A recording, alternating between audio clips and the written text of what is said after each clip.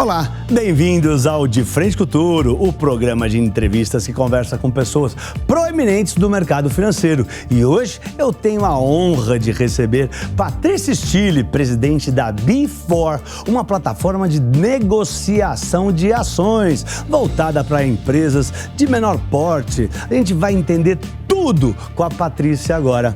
Bem-vindo, Patrícia, tudo bem? Obrigada pelo convite, Pablo, é um prazer. Obrigado pela presença. Você veio lá do Rio de Janeiro, a gente sabe o quanto é difícil o tempo, é a coisa mais importante na vida da gente. É verdade. Então agradeço muito aí por você ter vindo aqui, visitar a gente aqui nos estúdios, é uma honra e eu sou curioso no seu assunto. Eu trabalho com a Bolsa há 30 anos. Eu queria entender um pouco o que é a B4. Explica pra gente o que é. A B4 é um mercado, né, organizado para negociações de ações, Tá. só que ações tokenizadas, Tá. porque a gente usa blockchain como infraestrutura para trazer algumas eficiências aí no funcionamento de um mercado, né? Mas a dinâmica é muito parecida. Você vai lá, você acessa o home broker, escolhe o ativo, consegue ver lá o book, as ordens de forma transparente. Então, legal. e a gente está na mesma resolução que a B3. A gente tem a licença de CVM 135.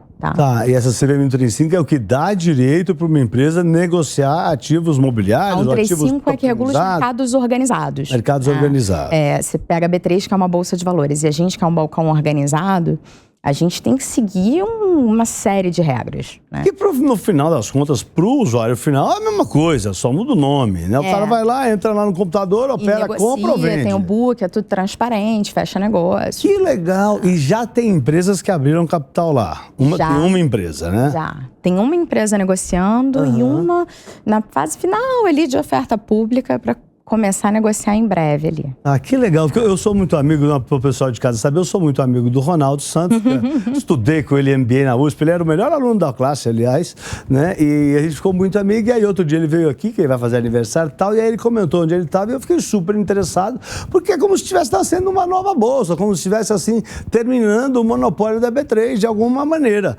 Como é que surgiu a ideia da B4? É B4, né? Que é BEE4. Balcão de empresas emergentes, né? Mas B4 tem vários significados. A B4 nasceu de uma dor do Brasil, né? A gente não tem mercado de acesso aqui, na prática. Né? Você vai para Londres, você vai pro Canadá, ali em Toronto, existe a TSX Ventures ali no Canadá, e no Reino Unido você tem a AIM, que é da London Stock Exchange. E com, assim, várias empresas, né? Milhares de empresas negociando. E aqui no Brasil, a abertura de capital, se tornar uma empresa pública, é uma possibilidade que existe para empresa já muito grande, com uma musculatura muito maior, né? Então, ali na casa de 1 bi para cima, às vezes, em sua maioria, né? Sim. E a gente nasceu dessa dor, ora, vamos desenvolver o mercado de acesso no Brasil e na prática, com licença de mercado organizado, para desenvolver um novo mercado. A B4 é a primeira a ter licença depois da B3. Não, sim, eu não sabia nem que existia. Eu tomei um susto, estava falando com o Ronaldo, ele falou lá, me explicou, eu falei, não pode ser, traz a CEO aqui, vamos conversar com ela. É porque a gente é participante do sandbox regulatório, né? E na verdade, do momento que a gente recebeu a licença, que foi ali em 30 de setembro de 21, que a gente foi aprovado. No meio da pandemia? No meio da pandemia. A empresa nasceu no meio da pandemia. Coisa. E aí, do momento que a gente recebeu a licença, estruturou, botou de pé o sistema, montou time, todos os manuais, que são mais de 30 aprovados lá pela CVM, porque você criar um ambiente de negociação regulado não é trivial, né? Óbvio. Foi 1 ano. Lançamos em setembro do ano passado, e numa versão que eu diria de distribuição, canal de acesso para os investidores soft, né, usando a Begin. E agora que eu acho que você vai começar a ouvir falar mais da B4, porque a gente está fazendo um projeto de conectividade com as corretoras. Tá. Então, hoje você não está conectado a corretoras e os clientes, pessoas físicas que estão na B4, entraram através dessa Begin, que é como se fosse uma corretora da B4. Isso. É de vocês. Tá tudo a Begin é do Grupo Solon, que é o stakeholder da B4, né? Por trás da B4, tem o Grupo Solon e a Núclea. Grupo Solon é o que está por trás da B4. O maior investidor hoje é o Grupo Solon. O Grupo Solon é o idealizador e fundador, e a Núclea é a investidora que garante todo o funding da iniciativa. Comprou o projeto. Porque infraestrutura de mercado, respeitando todas as regras, tendo autorregulação, supervisão de mercado e tudo com a governança adequada, custa caro. Muito caro isso. Muito caro. E você tem uma central depositária que garante as operações. Essa é a diferença.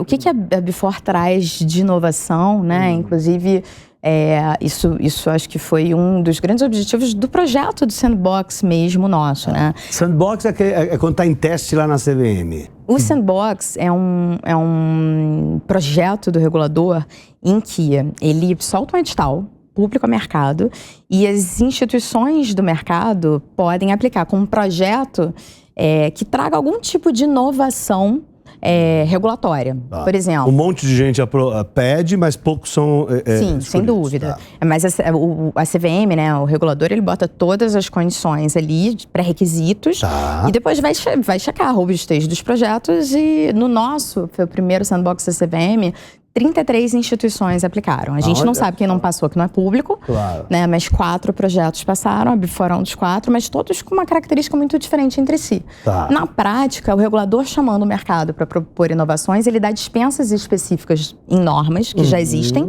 e ele ali vai testar se aquelas implementações estão fazendo sentido para ele abrir essas dispensas ou essas condições para o mercado como um todo. Depois que acaba o Sandbox, vai editar nova norma, fazer audiência pública e todo mundo acaba beneficiado aí desses avanços, digamos assim. Oh, que interessante. Eu sei também que a CVM soltou, agora há pouco, né, uma nova regulação sobre ofertas de ativos tokenizados.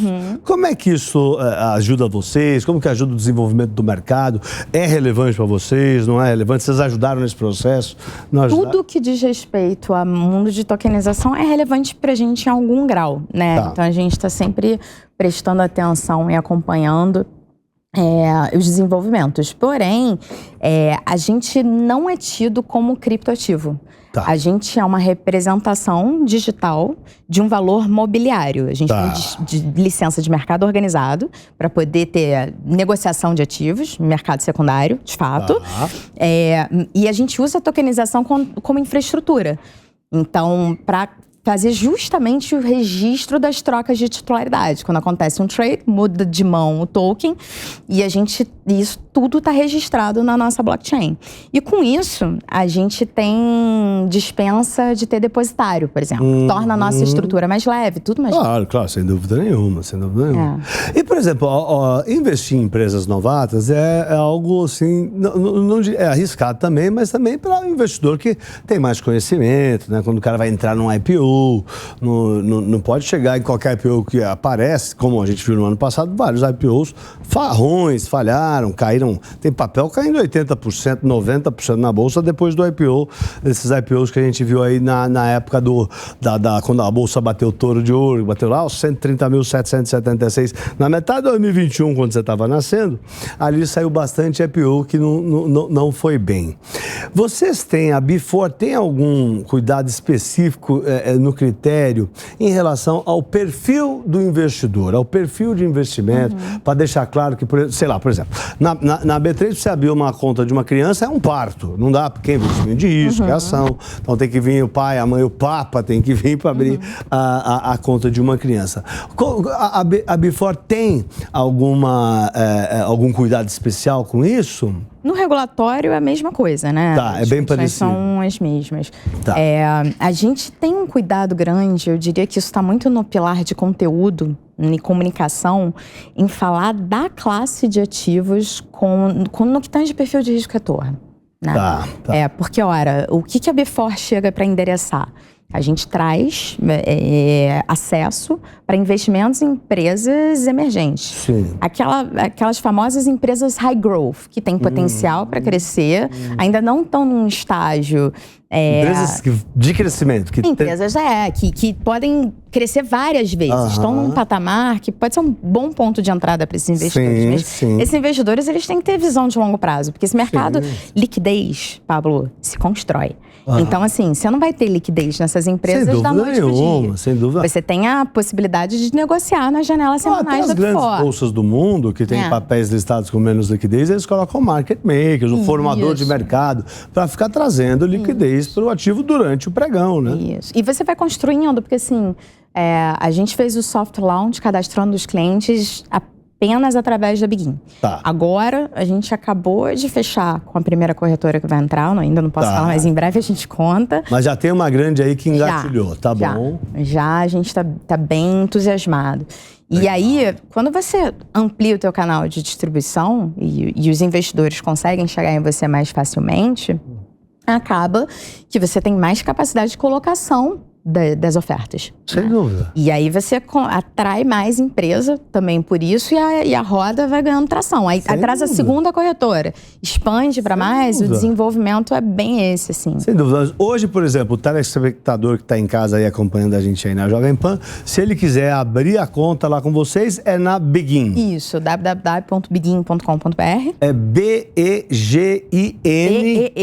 B-E-E-G-I-O-E. I-N, Begin. Begin, né? Tipo before,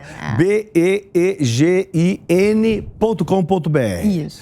Tá, aí você pode abrir a sua conta lá se quiser pelo menos testar, ver como funciona, né, esse novo centro de negociações de ações de empresas menores, que não estão listadas em bolsas maiores, mas que são negociadas e você pode comprar e vender, sempre lembrando, como ela está dizendo, que a liquidez não está tão forte, estão começando, tem uma empresa listada, mas é o primeiro passo de uma caminhada, de uma longa jornada, sem dúvida nenhuma. E tem que ser uma posição que tem que casar com a relação risco-retorno do portfólio do investidor. Não é nem risco de startup early stage, que eu diria que é mais os fundos de VC, menos os VCs, mas talvez mais o crowdfunding, que o foco é startup early stage. Nem B3, né, Bolsa de Valores, que são empresas bem mais maduras, a gente pega esse meio do caminho, né? Então, é uma posição que num portfólio das pessoas não vai fazer sentido se a mesma de ações public, né, em B3 e também não tão pequeno como a parcela de mais risco nas startups. Mas tem que entender que tem que ter um horizonte para olhar para essas empresas, porque a liquidez vai gradualmente aumentando à medida que a gente vai populando mais esse mercado. Não, acho que se você está lá para investir, não está lá para especular, são dois bichos diferentes. Uma coisa é especular, outra coisa é investir. O especulador é exatamente quem traz liquidez para o mercado. O investidor, ele tira a liquidez. Ele vai lá, compra, põe no bolso e não vende mais. Ele tira a liquidez do mercado. O especulador fica comprando e vendendo, é o azeite do mercado. Imagino eu que não tenha muito especulador lá ainda, então a liquidez fica um pouco limitada. Mas a gente vai chegar lá. Vai, não, mas o ponto porque no final eles se retroalimentam. Claro. Mas você que quer investir, você tem que olhar para ver se temos uma empresa lá. Qual é a empresa que está lá agora? Hoje a gente tem Engravida. Gravida. Que é uma clínica de reprodução assistida. Cada vez, a taxa de infertilidade no mundo é em torno de 15%. Tá? Então, cada vez mais você tem mulheres tendo filhos mais tarde. Então, esse mercado está crescendo muito. E a Engravida, é com isso que ela trabalha? Ela tem, sim, 5 clínicas agora.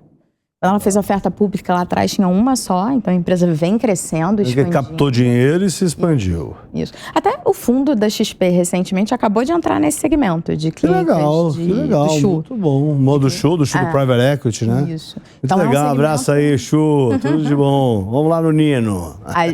A Before também viu muito valor nisso, né? A gente é um ambiente de negociação, a gente recebe as empresas, mas a gente está entusiasmado de conseguir oferecer na Before ativos que são muito descorrelacionados com o B3. Não, sem dúvida. Aliás, falando nisso então, quais são os critérios para uma empresa poder listar na Before? Quais são os critérios que... Existe um perfil que se encaixa melhor? Conta para nós. As empresas precisam ter até 300 milhões de faturamento, né, funcionar pelo menos um ano, ter a auditoria do ano anterior, tá? Ela já tem que ser auditada. Ser auditada. Tá. De pelo menos um ano para trás. Tá. Né? Tá. E se a gente compara isso com a resolução 80, que é de registro de empresa, no caso, que é o que a B3 usa, precisa ter 3 anos de auditoria. Tá. É uma diferença. Como são critérios, Pablo, mais simples, que são mais adequados ali para a maturidade dessas companhias nesse estágio. É uma barreira um pouco mais baixa para que empresas que não conseguem entrar em bolsas maiores possam listar a sua empresa, né? Vender um pedacinho da empresa, captar dinheiro para crescer o negócio. E aí, sendo empresas SA, por exemplo, já tem que respeitar a lei das SAs. É uma segurança para o minoritário. Sem dúvida Como a gente tem... Pensa que, assim, para listar na Bolsa de Valores, na Resolução 80... Você tem um arcabouço de informações. O nosso arcabouço é simplificado, mas não simplificado ao ponto dos investidores não terem uma bela base de dados para analisar sua entrada naqueles investimentos, né? Então, tem a lei das SAs, tem as regras de conselho, governança, mas é mais simples do que a Resolução 80. Legal. Quanto que você imagina que é o tempo de maturação de uma empresa dessas, assim? Eu consigo associar tempo de maturação com o universo de investimento para o investidor, né? Eu acho que você não pode entrar numa posição dessa sem olhar para um horizonte de uns 5 anos. Nesse meio tempo sócio pode ter... mesmo, né? Depois se ficar líquido pra caramba. As bolsas todas, a história das bolsas do mundo era tudo ilíquido. Tudo foi líquido no começo, 100%. Nunca teve uma bolsa que chegou e já era líquido e operava pra caramba. Tem uma construção. Sempre, você vai construindo com o tempo, as pessoas vão se acostumando com a empresa. Hoje, as grandes bolsas têm ativos ilíquidos ainda, que são ativos não conhecidos, que as pessoas não têm interesse, ou o que for. Por diversas razões, tem ativos não líquidos e por isso existe o formador de mercado, o tal do market maker, né?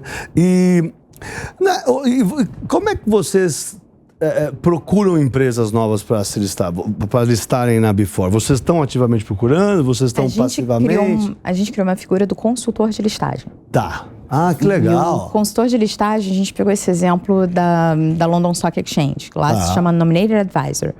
Ele é como se fosse um advisor que vai pegar na mão da empresa. Ele é treinado para entender todos os pré-requisitos e obrigações da Before. Muito legal. E aí ele pega na empresa, ele precisa ser contratado pela empresa, é uma figura obrigatória, para ajudar a fazer o setup do pedido de registro. Porque a empresa vira uma empresa pública, de fato. Legal. Eu tava vendo lá, hoje vocês funcionam uma vez por semana, tem um pregão, é isso? Às quartas-feiras. Quarta-feira é o dia do pregão, então vocês vão lá, negociam quarta-feira. Como é que tá o volume hoje? Ainda, como você disse, está mais líquido. É pequeno. Hoje, é normal, né? Tá começando. É por isso abre um dia só. Dia 28 de setembro teve o primeiro pregão, né? Que legal. 28 de setembro. Faz meio ano, é isso? Sim, isso. E aí, a primeira empresa que é engravida negociou algo como 11%, 12% do free float dela. Legal, até hoje. Bora. Que legal. E agora a gente está em oferta pública da segunda empresa, que deve entrar aí entre esse mês e o mês que vem. Então são dois processos diferentes, né? Uma pessoa física que quer abrir a conta para investir, ele vai na Begin. Na begin.com.br. E uma empresa que quer listar, porque o nosso público também é feito de pessoas que podem ter interesse em listar. Um cara que está em casa ouvindo, uma mulher que está lá em casa ouvindo, fala assim, poxa, eu acho que eu poderia usar a Before para captar dinheiro para mim, para levantar recursos, vender um pedaço da minha empresa, capitalizar o caixa e ampliar o meu negócio. Como que essa pessoa faz? Acessa os canais da Before, tem lá como listar. Que é BEE4, número 4.com.br. Isso aí. Tá bom. Isso aí, mas necessariamente a oferta pública vai passar pela Begin. A Before é o mercado secundário, onde se faz a negociação. A gente faz a oferta pública pela Begin, né, que hoje ela acumula esse papel de ser responsável pelo registro da oferta pública e também ser o canal ali para os clientes acessarem, se cadastrarem. É uma corretora, como se fosse uma corretora. Como se fosse uma corretora. Né? Os IPOs são feitos através das corretoras. Isso, mas foi uma dispensa específica por um tempo, que a gente não tem registro efetivo de corretora, a gente só tem essa dispensa para começar o mercado. Conectando as corretoras, a gente para essa parte. ali. Entendi. Mas a Begin segue fazendo a oferta pública. E aí, depois que a gente fecha a oferta pública com sucesso na Begin, agora, inclusive, a gente está com uma super legal no segmento de snacks saudáveis, se chama Mais. Então tá vindo uma outra empresa aí. A gente tá no finalzinho, assim. Que legal. Muito boa.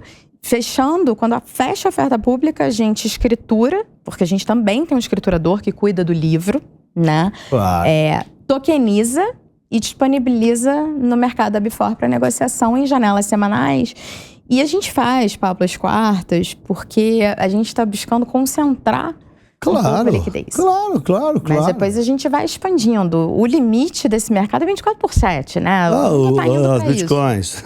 Mas a gente só precisa concentrar um pouco e desenvolvendo esse mercado e a gente vai nessa direção como todo mundo, eu acho. Legal. E a ideia, então, é ter os intermediários, ter vários intermediários, ter várias corretoras plugadas com vocês. A Before é inclusiva para o mercado todo.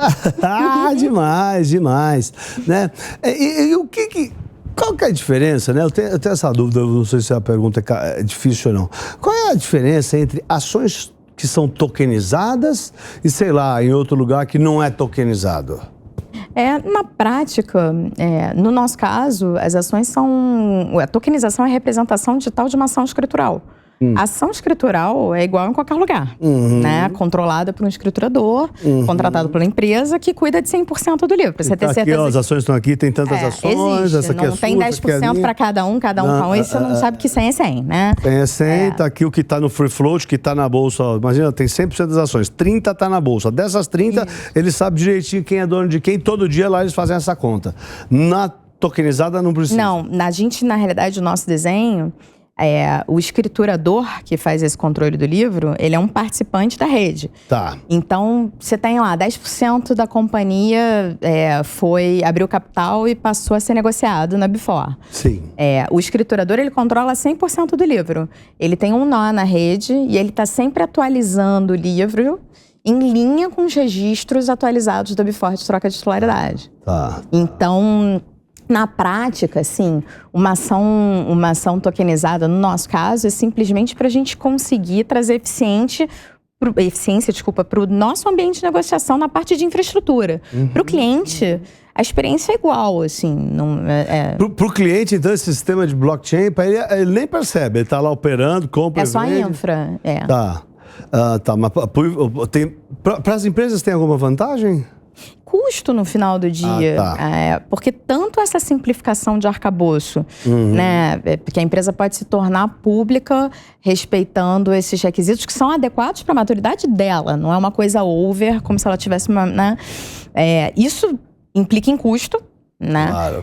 Inclusive de auditoria é outro patamar de preço e vários outros. Importante isso. A infraestrutura em si faz com que fique mais leve. Esse mercado se desenvolvendo, o custo vai ficando cada vez menor. Para o investidor que está lá comprando e vendendo, ele não vai nem perceber. Nem percebe, nem sabe, né? Não. Que interessante. Mas ele sabe que ele está negociando num ambiente seguro, regulado e que usa tecnologia para ficar cada vez melhor. Sem dúvida nenhuma. E hoje assim, o mundo está mudando muito rápido, né? Não só estamos vivendo aí uma volatilidade de cenário lá nas bolsas, lá fora, né? Os mercados estão bem voláteis no mundo afora, alta de juros, é um momento duro para as ações, né? E também é um momento onde... com o advento das criptomoedas, tem um monte de criptoativos sendo negociado, né? Vocês da Before, quais são os planos, né, de crescimento da Before? Como é que vocês enxergam a trilha, né, a jornada que vocês vão caminhar?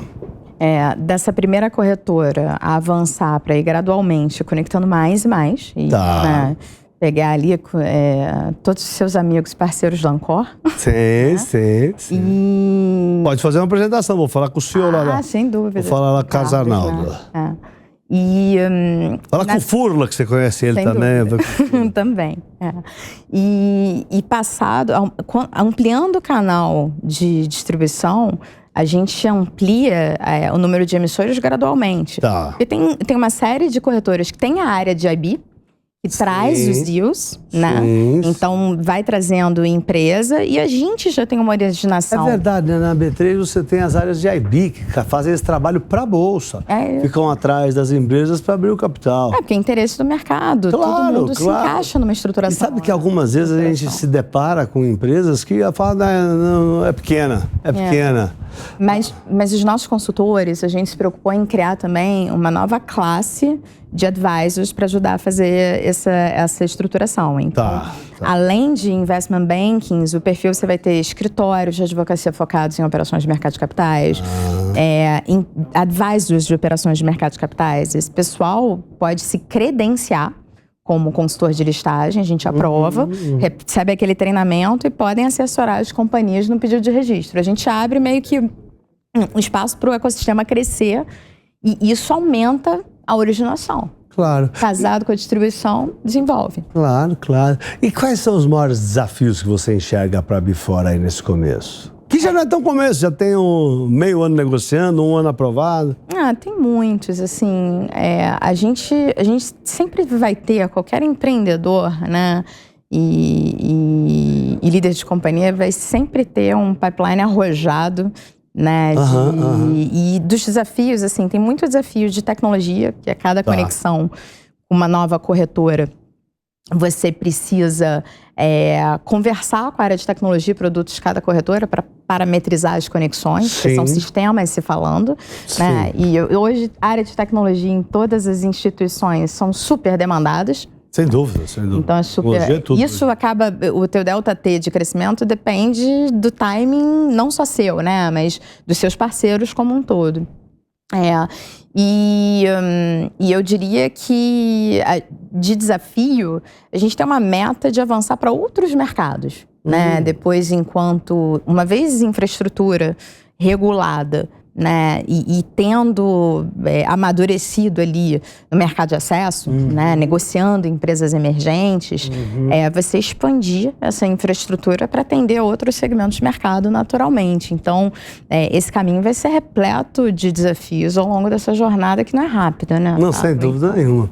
Viu, Patrícia, nós estamos chegando aqui no fim do nosso bate-papo, da nossa conversa, e essa é a parte da entrevista que chama Bate-Touro, que o pessoal já ouviu falar da Bifor, entendemos bastante, mas agora a gente quer falar um pouquinho sobre você, sobre a Patrícia Stille. Então é uma parte da conversa que eu falo uma palavra e você me fala o que vier na cabeça.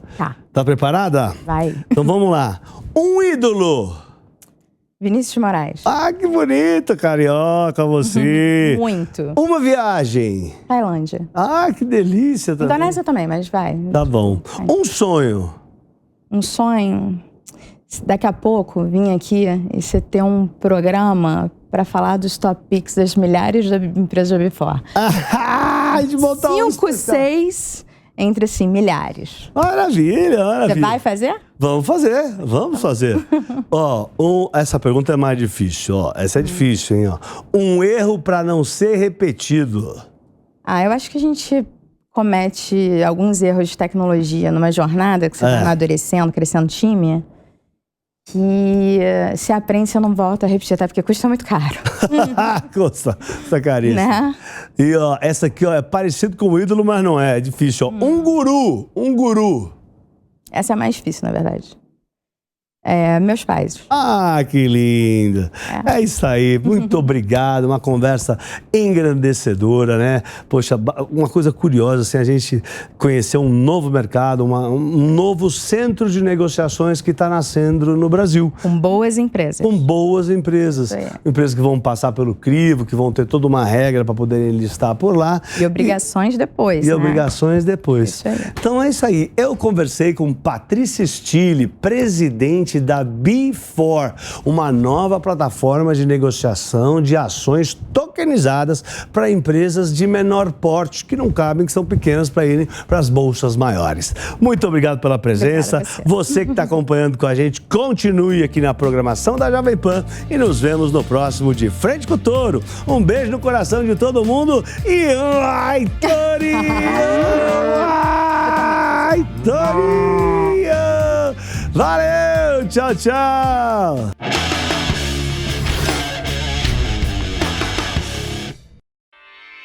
Realização Jovem Pan News.